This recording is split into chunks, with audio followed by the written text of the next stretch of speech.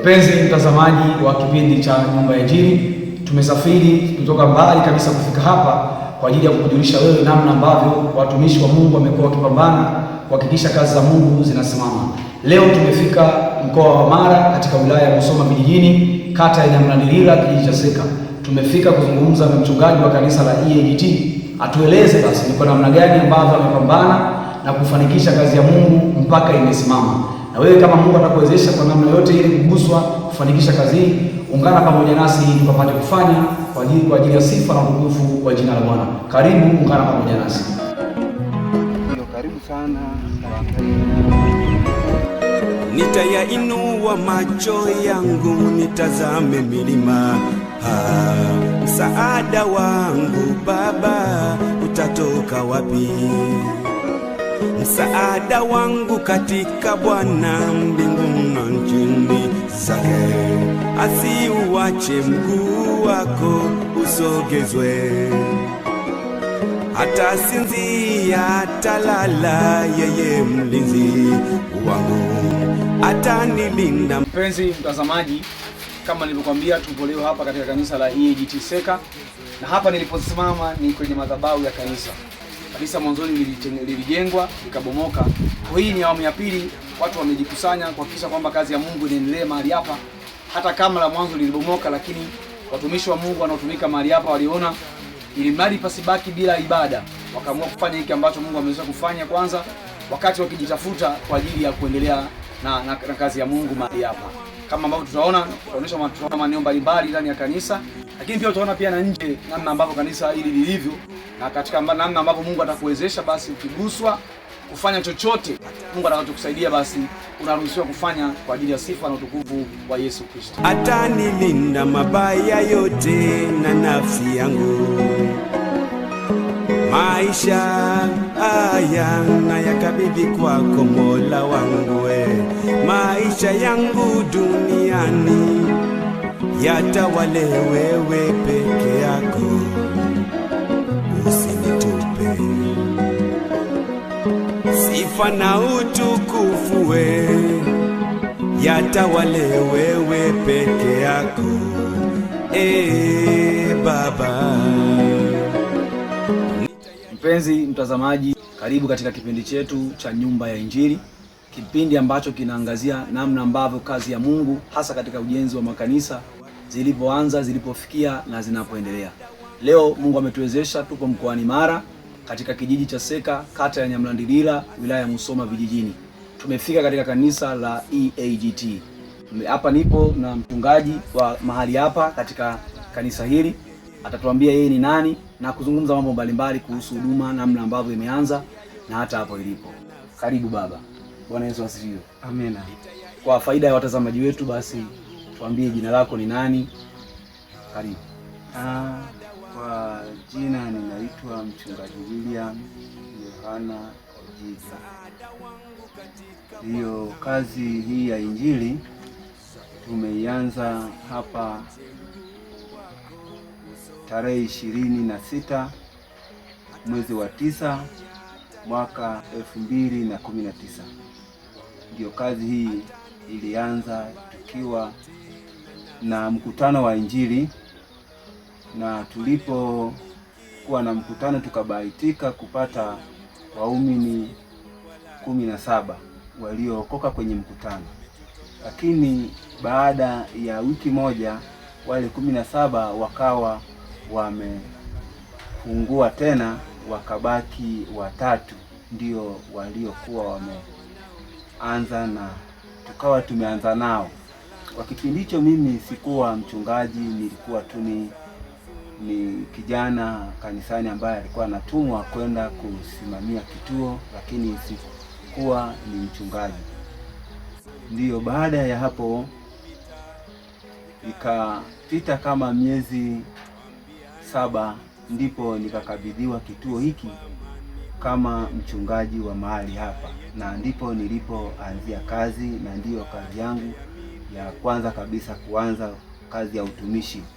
Nilisimikwa au kuwekwa kwenye kazi hii tarehe 20 mwezi wa 7 mwaka 2020.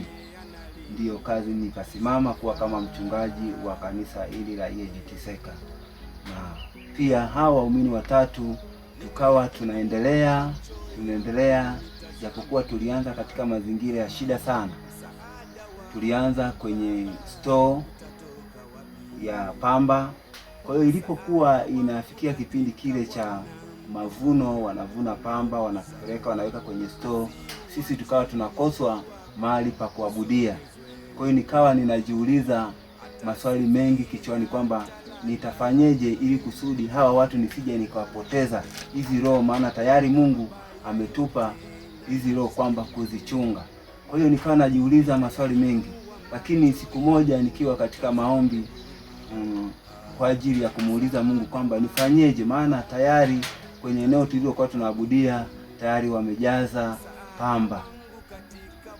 Kwa hiyo nikawa ninakuja, maana kipindi hicho nilikuwa bado sijahamia rasmi katika mazingira ya eneo cha kituo, nikiwa bado natoka kijiji jirani cha Mabuyu. Kwa hiyo ni umbali wa kilomita 5. Kwa hiyo nikiwa ninatoka huko ninakuja, ninahudumu, ninarudi. Tulianza kwenye store, lakini baada wale washirika watatu walio kuwepo pale ambao tulikuwa nao tunaabudu nao, ilipofika kipindi cha corona, wanaita COVID, ikawa watu sasa hawaji kanisani, eneo la kuabudia ni shida. Ndio nikaenda kwa yule baba Mzee John Malima, huyo ndio akawa amenisaidia, akaniambia kwamba kijana, usisumbuke sana, hii ni kazi ya Mungu, sio kazi yako wewe. Kwa hiyo hii kazi, kwa sababu ni kazi ya Mungu, mimi nitakupa eneo ambapo mtaenda mwekepo banda lenu, alafu muabudu mahali hapo mpaka mtakapopata eneo lenu. Kwa hiyo ndipo sasa akatutoa pale, akatupeleka karibu na barabarani pale. Kwa hiyo alipotupeleka pale barabarani, karibu na barabara ni uwanja wake, tukajenga banda pale, tukaabudu kwa miaka kama miwili hivi. Mwaka wa 3 ndio tukafanya harambee. Ilikuwa mnalipa ile eneo lake aliwapa au bure? Eneo lake hilo alitupa bure kabisa, tulikuwa hatulipii. Ni Mungu mwenyewe ndo alisikia tu kilio chetu, kwa sababu ya mapito yale nilivyokuwa nakumbuka, na nikawa namuomba Mungu sana kwa ajili ya Mungu atupe eneo. Kwa hiyo baada ya hapo tumekaa pale mpaka tumefikia kiwango cha kununua kiwanja chetu kupitia harambee ambayo tulifanya tarehe 27 mwezi wa 3 mwaka 2023. Tukafanya harambee ya kununua uwanja, na ilikuwa ni kipindi kigumu sana. Ilikuwa ni kipindi ambacho pia mvua ilikuwa inyeshi, ilikuwa ni hali ngumu, jua linawaka. Kwa hiyo fedha ikawa imepatikana kiasi kidogo sana, ambacho ilikuwa haikidhi hata kununua uwanja. Kwa hiyo ikabidi mimi binafsi nikajitolea chakula ambacho nilichokilima mimi kwa ajili ya familia, nikaichukua, nikaenda nikakaa na mke wangu, nikazungumza naye, nikamwambia kwamba angalia, hii ni kazi ya Mungu na tayari sisi hili jukumu linatuhusu sisi, kama jinsi ambavyo katika kile kitabu cha Ezra sura ya 10 kuanzia mstari wa 1 hadi wa 4 pale anaambiwa Ezra kwamba inuka, maana hii kazi inakuhusu wewe.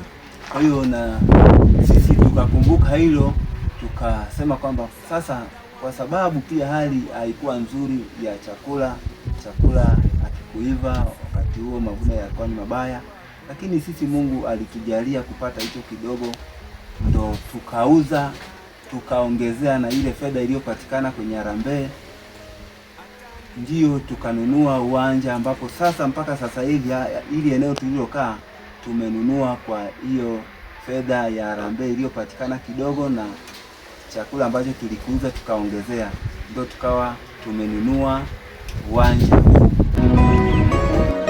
Nitayainua macho yangu nitazame milima.